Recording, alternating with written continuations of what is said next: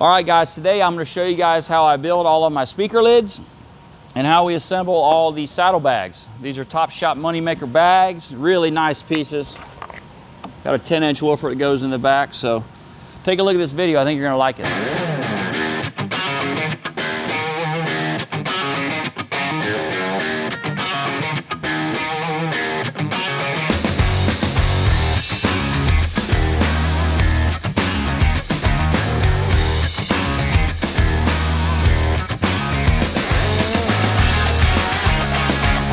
This would be as step one as step one could get right here, for sure.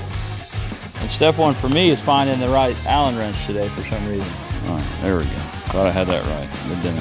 764, that's what we need. Little guy. So basically, we bolt these really nice screens into this billet grill. So Curly's Inc. out of Indiana, they machine all my parts for me, and they've got 5 really nice, set screw holes. And it bolts the grill in. That way it looks really nice and it looks finished. We're putting big stereos in these things and they sound good and stuff's gotta look good,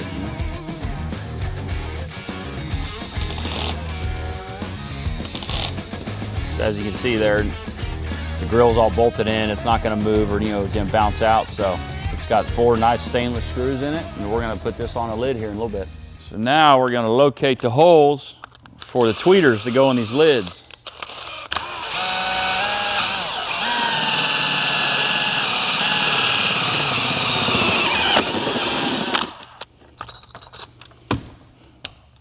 Go again. Number 2, do the other lid. I've done so many of these things, I've got it down to a damn trend now.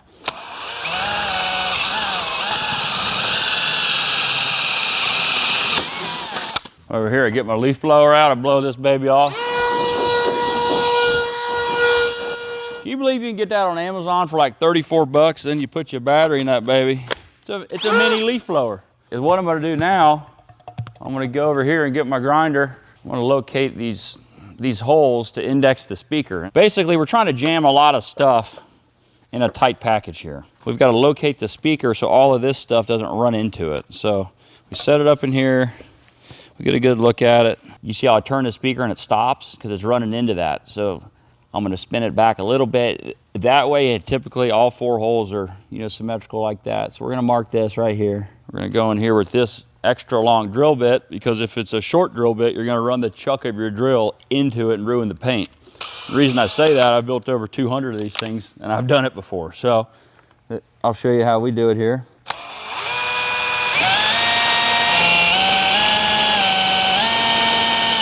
So if you do it like this, you won't auger into the paint. And I say that because, as you can imagine, that's a pretty easy deal.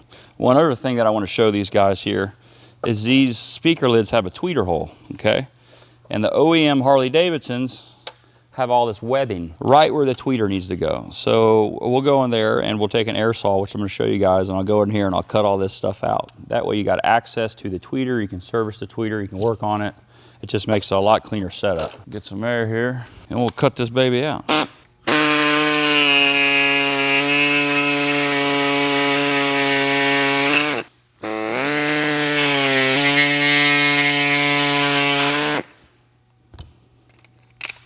So now that's cut out, you can access your tweeter. And it really doesn't do anything but add a little strength to it, I guess, for a stock bag, but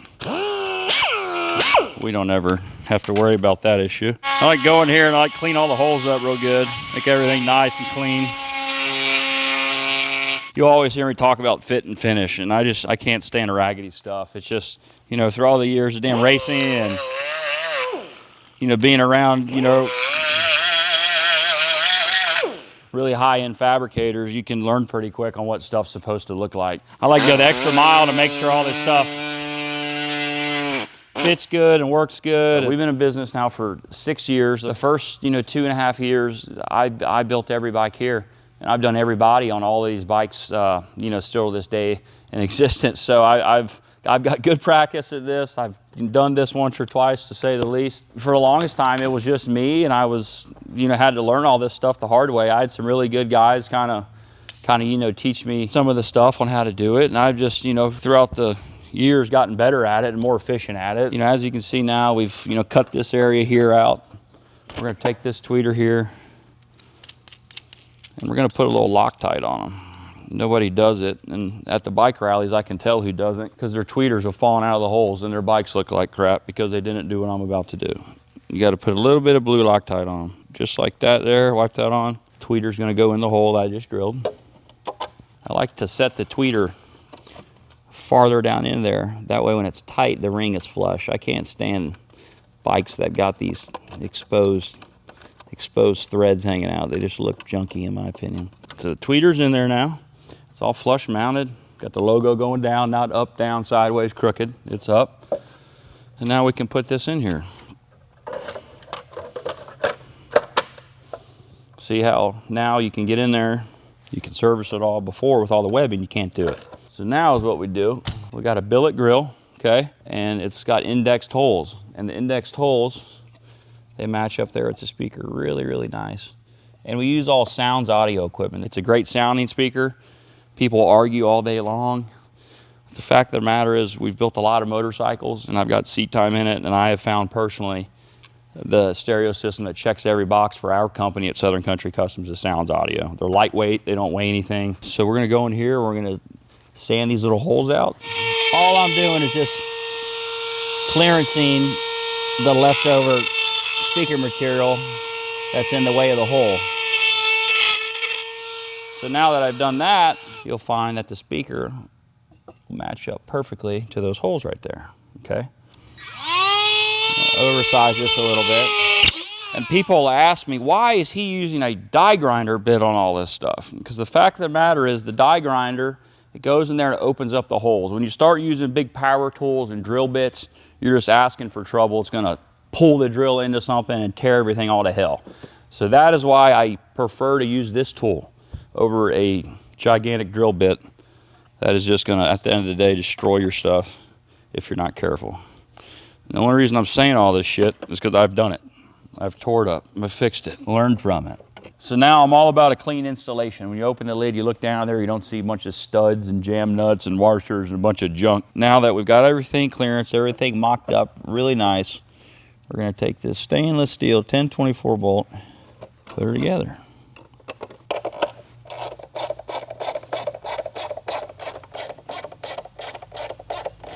We've done this 100 different ways. We've run studs, we've run this, we've run that, but I just really like this setup here. I think it looks the nicest and works the best.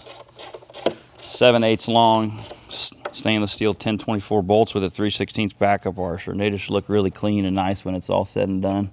That's the finished product you get. 4 nice bolts, not a stud and a jam nut and a washer and all these adapter kits to make it work. So now you can see that this is all cut out, this is all fixed, and this is all in here now. Now you have a nice, sterile, clean installation. And that's what we like the most about it. You know, SCC billet speaker grill. It blends in with the paint good, it just looks really nice. We'll get number 2 done here. I got tools all over here, Grace. Boop, boop. I'll take this guy here. 8. So as you can see, there's a lot of specialty little bolts and nuts, right? It's all about the hardware we're using these things. I want you to come over here and I'm gonna show you my hardware cart. And you gotta be like this, you know, because we're building everything efficient. Everything's in stainless steel, nice AN washers. We got all the good hardware. And I keep everything really organized. Like I'm getting some lid hardware right here. Lid hardware, all right, boom. I'm not wasting all day trying to find stuff. And I think that's how, you know, our background of racing and efficiency and being organized just really helps, and it really shines in the bike world, because it's, these things got to be cool looking, you know, and you can't waste all day building them. And so these here are our billet saddlebag latches, and they're really cool because they have an insert that'll go on the side of them. That's what an insert looks like. It says Southern Country Customs. This one here is obviously done in 24 karat gold, but the ones that we'll put on this bike will be blue. More than likely blue or either silver, because That's the paint scheme that's on the bike. So these Saddlebag latch covers, they go on the side right here, obviously. And we're gonna bolt them on here, and you guys will have a good idea of what I'm talking about here shortly. There we go, all right. So now we've got our holes lined up. We're gonna give a little whammy bammy here in the Loctite, blue Loctite, dab of that, because it'll vibrate out if it doesn't. The reason I know, because I know it's happened before. That's just one bolt in there, but as you can see, it's a pretty sweet look. So you got a billet grill, you got a billet tweeter, billet Saddlebag latch cover, and it'll have a really cool insert in it with a nice, clean looking lid. Stainless hardware, it's not gonna rust. There's not jam nuts and studs hanging out everywhere. It's just a simple, clean installation. So hope you guys like it. All right, guys, we get this question all the time. What ass ends do you guys use? So we primarily use a company called TopShop, and TopShop's out of South Dakota. It's owned by a really great guy named Tony. And Tony does a killer job. All of the bags come pre-carpeted. They're not fiberglass junk inside. They look really nice and finished. This particular bag is called a Money Maker. And it's a Money Maker that he puts a 10-inch subwoofer ring in it. And man, I just really like this bag for just the mere fact of it. His quality is so good and so much better than everybody else there in the industry that when these things show up, we don't even have to pre-fit this stuff. It goes right to paint. With this ass end comes a billet saddlebag guard. It goes just like that. It bolts in here, here, and here, and it's only made for the TopShop Money Maker because that's our lowest ass end that we run that will drag the ground. There's no need for us to have any other styles of this because this is the lowest bag. I'm gonna pull one up here so you can see the difference. This is what they call a mini Money Maker bag. Let's just say it's 3 inches shorter this way and 3 inches shorter that way. So they call it the mini Money Maker. And with this bag, you'll never be able to get enough lean angle in the bike to even think about, touching the ground unless you've got the bike super low and the air ride's not set right and all that. So we get a lot of people call, and the reason I wanted to show them that is because we only have one billet guard because that's the only bag I use because it's the nicest and it's the best bag. They come stock with 3/16 holes, which is what the OEM screws do. So I oversize them a little bit. That way when I put the lid on it, I can cycle the lid, this stuff and kind of find its home, then we tighten it all down. So I'm gonna go in here now and kind of open up these holes. I prefer using this die grinder for the mere fact of a drill, sucks everything down. You can tear paint up, you can tear the carpet out of it. So this is my preferred tool. I go in there, oversize it, clean up the carpet hole right here. Real nice and easy. There went a chunk of carpet there. Same thing here in the front. So we clearance that there. We're gonna go over here, do the same thing right here. We're gonna get the paint.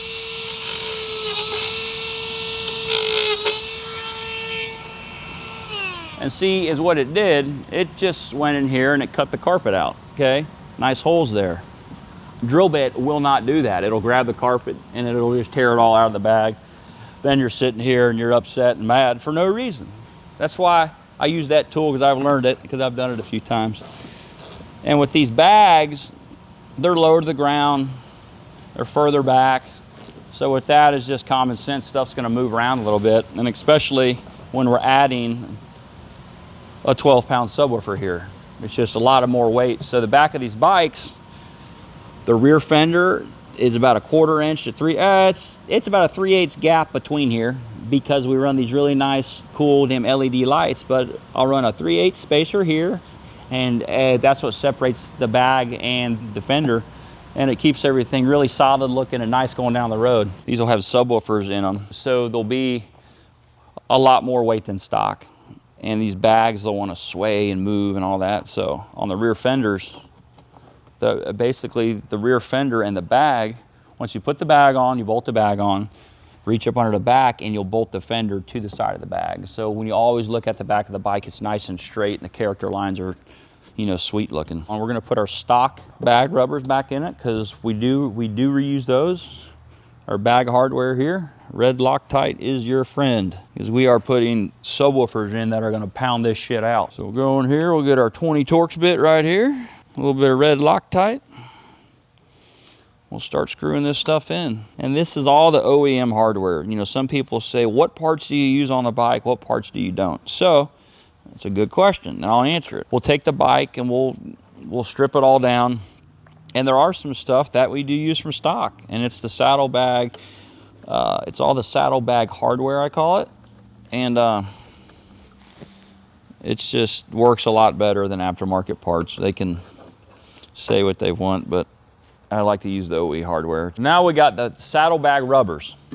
These are the rubbers that go in here, and they cradle the bag to the frame of the bike. As you can see right here, the actual saddlebag will come off, and those rubbers grip the rail right here. So as you can see, the previous rubber marks. So those rubbers being installed there good are very crucial, because, man, I'll see some bikes, I'll be riding behind them on the road, and I can tell they don't have any of this stuff I'm talking about at all right, because the bags are bouncing all over the place. It looks insane. So I really put a big emphasis on this, because I like the stuff to always look sweet. And if you got one of our bikes, I can guarantee you that the stuff's on there straight, because I personally build every one of them. I'm just obsessed with this stuff. I eat, sleep, and breathe motorcycles, and I raced my entire life and had a big love for motorcycles towards the end of my racing career, and I quit 7 years ago, sold all my race cars, and went full-fledged into the motorcycle business. When I was a kid, my dad was racing, and my dad was winning everything, and he was even sponsored by Harley-Davidson at one point. Man, I can remember when I was a kid, my dad had a Dyna Wide Glide, and I remember it was the loudest thing ever, and hell, I'd ride on the back of it, when I was a kid, probably, 6, 7, 8 years old.